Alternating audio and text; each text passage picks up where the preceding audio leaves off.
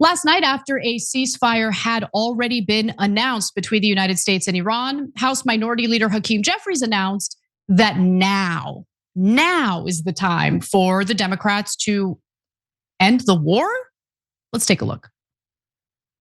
We need a permanent end to Donald Trump's reckless war of choice, which is why House Democrats have demanded that Speaker Mike Johnson immediately reconvene the House back into session so we can move a war powers resolution that will end this conflict permanently. We will present a war powers resolution as soon as it becomes available to us to do so as a matter of privilege on the House floor. All we need are a handful of Republicans to join us.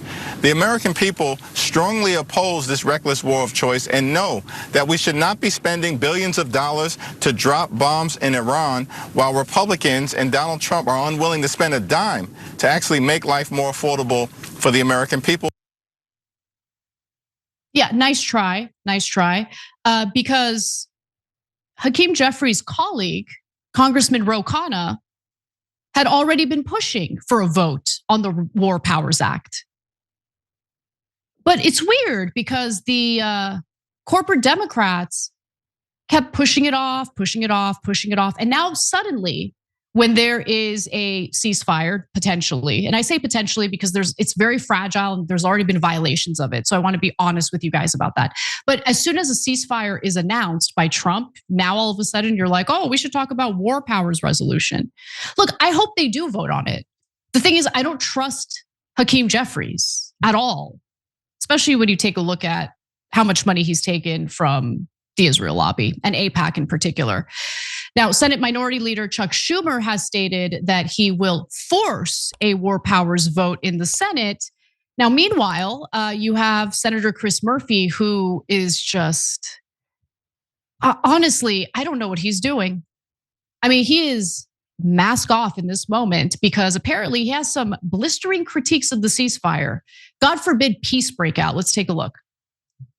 If you accept even part of the Iranian statement, Donald Trump has agreed to give Iran control of the Strait of Hormuz.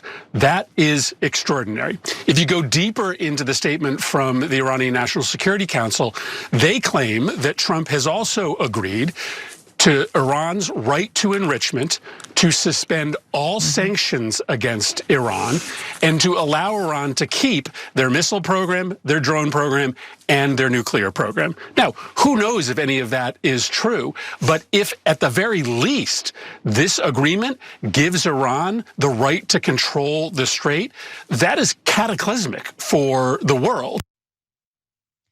So I would like the senator to explain to the American people, because this is what's important, okay? Starting this war was a disaster because the strait was open prior to the war beginning.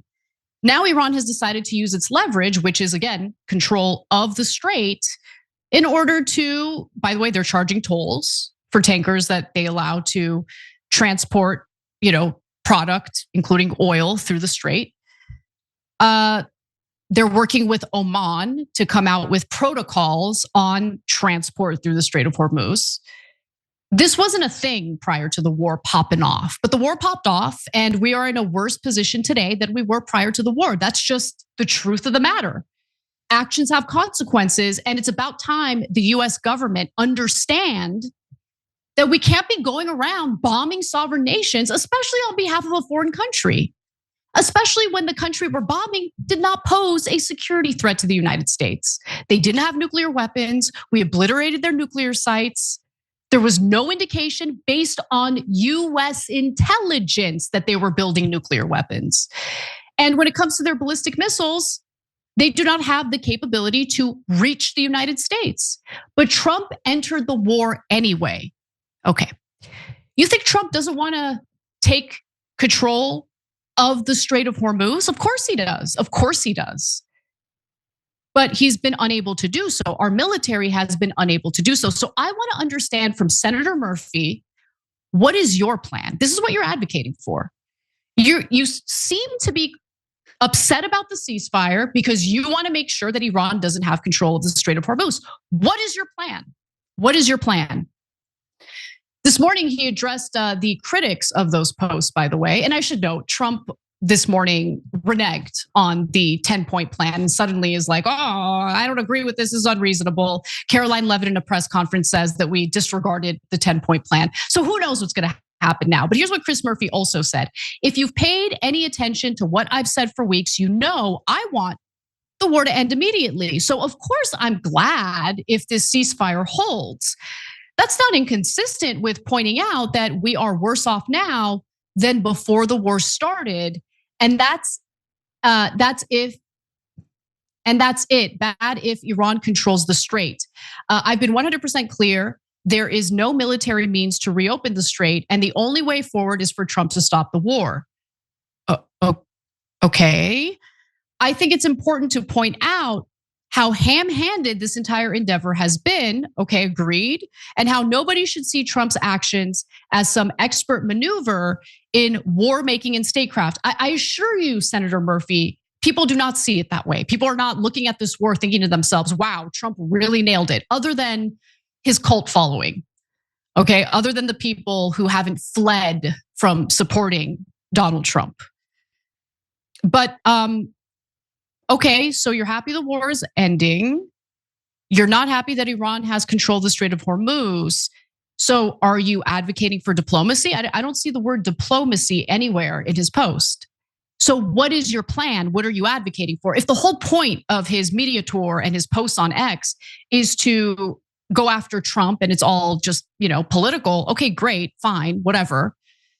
But it seems like you are upset that there's a ceasefire in place. Another Democratic congressman we'll highlight is Representative Josh Gottheimer, who's just beyond reprehensible, okay? During a fiery interview with the Bulwark's Tim Miller, Gottheimer refused to rule out the possibility of funding more war with Iran. Take a look. So you're a gettable vote for authorization of military force if they came to you and said, "Hey, here's what our plan is. After April 28th, we have another month. We need you to get funding." Would you be open to voting for it? I don't do hypotheticals. I want to know what the hell their argument is. I'll meet with them and understand where we are and get that information, and then I'll make a decision. Well, not doing hypotheticals is an answer in itself because it's not a no. You're not a no. Some people would just be a no right now. This is insane what we've been doing. By the way, that is deeply irresponsible to just say no to that before getting briefed before getting briefed. I think it's I would say it's deeply irresponsible to give Donald Trump, who threatened to end a civilization today, 1 cent for a war. That would be what I would say is deeply irresponsible. If I learned tomorrow they had something that could cause mass destruction to you and to your family, I would have a very different view. Did you know that the average employer has to sift through about 250 resumes just to find a single job? It's an insane amount of work and honestly a huge waste of time.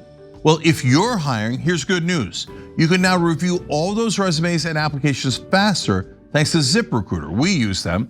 ZipRecruiter has a new feature that instantly shows you the most interested qualified candidates first. And today you can try it for free at ZipRecruiter.com/TYT. Look, their matching tech is so good that it finds the qualified people for you. But this new feature is a game changer. It actually bumps the candidates who are really excited about your job right to the top of the list. You even get a feel for their personality because they can tell you in their own words why they want to work for you. No wonder they're the #1 rated hiring site.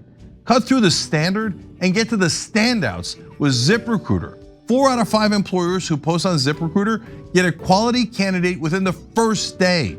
And now you can try it for free at ZipRecruiter.com/TYT. That's ZipRecruiter.com/TYT. Meet your match on ZipRecruiter. Okay, all right. First of all, I have disagreements with Tim Miller. I like the way he handled that interview. So shout outs to Tim Miller and the way he handled that interview. Gottheimer is disgusting. And I want to be very clear that Iran is not a threat to the United States. Him repeating these gross fear-mongering lines about how Iran is such a danger to the United States and the American people, get effed, seriously, okay? The fact that he would continue funding this is so disgusting. And he's been supportive of this war, much like Senator Chuck Schumer. Now, Chuck Schumer says he's going to force a vote on the War Powers Resolution in the Senate. We'll see. But if you pay close attention to the criticism coming from the Democratic Party in regard to this war, it's never about oh no, we enter this war. It's always about process. It's always about some peripheral issue, but not really the war itself. And that's a problem. It's important to pay close attention to how they message about this, because they're far more interested in attacking Trump for political brownie points. They're less interested in having a principled view on questions of war and peace, especially when it comes to questions of war on behalf of Israel.